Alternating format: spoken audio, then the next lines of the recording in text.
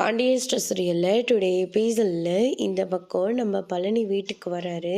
என்னடா மாப்பிள்ள கடை வேலைலாம் எப்படி போயிட்டுருக்கு அப்படின்னு சொல்லிட்டு கேட்கவும், அதுக்கு அடுத்ததாக பார்த்திங்கன்னா போயிட்டுருக்கு மாமா அப்படின்ற மாதிரி சொல்லிக்கிட்டு இருக்காங்க.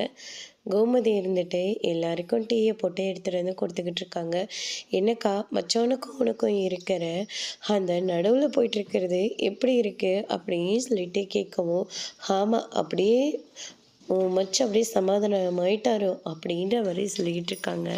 அதுக்கு அடுத்து தான் அரசி, அட போங்க மாமா நீங்கள் வேற, அப்பா எங்கே நைட்டுக்கா மறுபடியும் ஏதாச்சும் ட்ராமா போட்டுருவாங்களோன்னு பயந்துக்கிட்டு அப்பா போய் மாடியில் தூங்கிட்டு இருக்காரு அப்படின்ற வரைய சொல்கிறாங்க.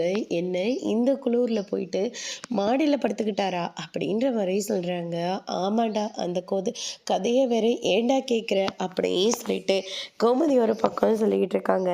ஆமாம் இன்னைக்கு இறங்கி இருக்கல்ல கோர்ட்டில் என்ன சொன்னாங்க, லாயர் எதுவும் ஃபோன் பண்ணாங்களா அப்படின்னு சொல்லிட்டு கோமதி கேட்கவும், ஆமாம் ஃபோன் பண்ணியிருந்தாரு 10 மணிக்கு கோர்ட்டுக்கு வர சொல்லியிருக்காங்க அப்படின்ற மாதிரி சொல்கிறாங்க. இவ்வளோலாம் கல்யாணம் பண்ணதுக்கு பதிலாக நீ ஏதாவது ஒரு பொண்ணை பார்த்து லவ் பண்ணி கல்யாணம் பண்ணி இருந்திருக்கலாம் அப்படின்ற மாதிரி சொல்லிடுறாங்க. அவன் என்னமோ லவ் பண்ணிட்டு தான் இருந்தான், நீங்கள் தான் அவனுக்கு அந்த பொண்ணை கல்யாணம் பண்ணி வைக்கல அப்படின்னு சொல்லிட்டு பழனி சொல்லிக்கிட்டு இருக்காங்க. அதுக்கு அடுத்து தான் நம்ம பாண்டியன் வர்றாரு. கோர்ட்டுக்கு போகணுமாடா இன்னைக்கு அப்படின்னு சொல்லிட்டு கேட்கவும், ஆமாப்பா இன்னைக்கு கோர்ட்டுக்கு போகணும் வர சொல்லியிருக்காங்க அப்படின்ற மாதிரி சொல்லிடுறாங்க.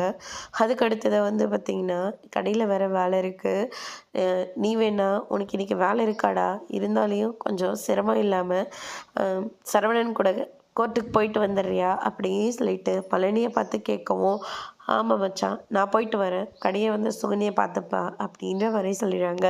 கோமதி இருந்துட்டு, சுகன்யை பார்த்துக்கிட்டா உன் அண்ணனுங்க உன்னை சும்மா விட்டுருவாங்களா என்ன, அவங்க ஒரு பிரச்சனையை ஆரம்பிக்க அதுக்கப்புறம் சுகன்யா பெட்டி தூக்கிட்டு நிற்பா, இதெல்லாம் தேவையா, அமைதியை விடு, நீயே போய் பாரு, நான் வேணா சரவணன் கூட கோர்ட்டுக்கு போயிட்டு வரேன் அப்படின்ற மாதிரி சொல்கிறாங்க. நான் என்ன சின்ன குழந்தையா, நான் தனியாக போய் பார்த்துக்கிறேன் அப்படின்ற மாதிரி சொல்கிறாங்க. அந்த குடும்பத்தை நம்பி என் பிள்ளையை என்னால் தனியாக அனுப்ப முடியாது, நான் போகிறேன் அப்படின்ற மாதிரி சொல்லிடுறாங்க. அதுக்கு அடுத்ததாக அவளையே முடிவு எடுத்துட்டால, இனிமேல் யார் போனால் என்ன அப்படின்னு சொல்லிட்டு சரவணை போக சொல்லிட்டு பாண்டியன் அங்கேருந்து கிளம்பிடுறாரு. அதுக்கு அடுத்ததாக இந்த பக்கம் ராஜியும் கதிரும் தேவையான எல்லா பொருளையும் எடுத்து வச்சுக்கிட்டு இருக்காங்க. எதையும் மறந்துடாத, இந்த சார்ஜையும் எடுத்து வை, என்னோட டிஷர்ட்டும் அங்கே இருக்குது, நான் போய் எடுத்துகிட்டு வரேன் அப்படின்ற மாதிரி சொல்கிறாங்க. இந்த ரூமை மறக்க முடியாதில்ல அப்படின்ற மாதிரி ராஜி சொல்லிக்கிட்டு இருக்காங்க. ஆமாம் இன்னைக்கு கோர்ட்டுக்கு உங்கள் அண்ணன் போகணும்ல, மாமா கூட யாரெல்லாம் போகிறாங்க, இல்லை அம்மா மட்டும்தான் போகிறாங்களாம் அப்படின்ற மாதிரி சொல்லிடுறாங்க. அவங்களால எதுக்கு தான் தேவையில்லாமல் இங்கே பிரச்சனை வருதோ தெரியல அப்படின்ற மாதிரி சொல்லிக்கிட்டு இருக்காங்க. ஆமாம் மீனா அக்காவை கூட எத்தனையோ தடவை நீ அண்ணின்னு சொல்லி கூப்பிட்ருக்க, ஆனால் நீ இவங்கள ஏதோ ஃபஸ்ட்டில் மட்டும் 1-2 தடவை மட்டும்தான் அண்ணின்னு சொல்லி கூப்பிட்ருக்க, ஆனால் மற்றபடிக்கு அவங்க தான் நீ சொல்கிற, ஏன் அவங்கள நீ அண்ணின்னு கூப்பிட மாட்டேன்ற அப்படியே சொல்லிட்டு கேட்கவும், டியூஷன் எடுக்க போய் அதை அவங்க அப்பா கிட்ட அவங்கள போட்டு கொடுத்தாங்கல்ல, அதிலிருந்தே முடிவு பண்ணிட்டேன் அவங்கள நம்ம அண்ணின்னு சொல்லக்கூடாதுன்னு அப்படியே சொல்லிட்டு கதிர் சொல்லிடுறாங்க. இது கேட்டோன்னு ராஜி இருந்துட்டு, அப்படின்னா என்ன உனக்கு ரொம்ப பிடிக்குமா அப்படியே சொல்லிட்டு கேட்கும். எப்படியும் ஒரு நாளைக்கு 2-3 தடவையாவது இந்த கேள்வியை என்னை பார்த்து நீ கேட்டுற, உன்னை எனக்கு ரொம்பவே பிடிக்கும் அப்படின்ற மாதிரி கதிர் சொல்லிக்கிட்டு இருக்காங்க. இதை கேட்டோன்னே ராஜியும் ஒரு பக்கம் ரொம்ப சந்தோஷப்படுறாங்க. யாருக்காகவும் எதுக்காகவும் இதை நான் விட்டு கொடுக்கவே மாட்டேன் அப்படின்ற மாதிரி சொல்லிக்கிட்டு இருக்காரு. கேட்டோன்னே ராஜி ரொம்பவே சந்தோஷப்படுறாங்க. அதுக்கு அடுத்ததாக இந்த பக்கம் கோர்ட்டுக்கு நம்ம கோமதியும் சரவணனும் போகிறாங்க. லாயர் கிட்ட சொல்லிட்டியா, சொல்லியாச்சுமா, லாயரோட 10 மணிக்கு உள்ளே வர சொல்லியிருக்காரு, இன்னும் கொஞ்சம் நேரத்தில் நம்ம உள்ளே போயிடலாம் அப்படின்ற மாதிரி சொல்லிக்கிட்டு இருக்காங்க. லாயரும் வெளியில் வராரு.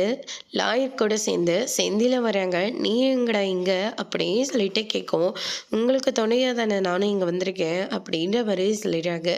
என்னடா நான் என்ன பச்சை குழந்தையா, எல்லாரும் எனக்கு துணையாக வந்திருக்கீங்க, வேலைக்கு போலேயே என்ன போய்க்கலான்னு ஆஃப் டே லீவ் போட்டிருக்கேன் அப்படின்ற மாதிரி சொல்லிடுறாங்க. அதுக்கடுத்துதான் தங்கமயிலும் உங்களுடைய குடும்பத்தாரும் வராங்க.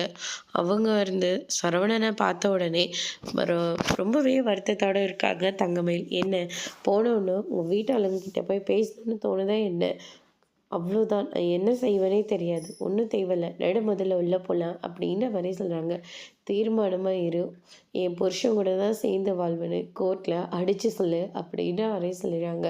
அதுக்கு அடுத்து தான் சரவணோட லாயர் இருந்துட்டு எங்க எங்க தரப்புல இருந்து வரதட்சணைன்னு சொல்லிட்டு எதுவுமே கேட்கல. ஆனா இந்த கல்யாணத்த ஒண்ணு விடாம எல்லாத்தையும் பொய் சொல்லி தான் என் கிளையண்ட்க்கு கல்யாணம் பண்ணி வச்சிருக்காங்க அப்படின்ற மாரி சொல்றாங்க. வரதட்சணை கேட்கறதுக்கு முன்னாடி இவங்களே அரவ சரணாக போட்டுட்டு, அதில 6 பவுனு மட்டும் தான் தங்கம். இது எல்லாமே கவரிங்கு.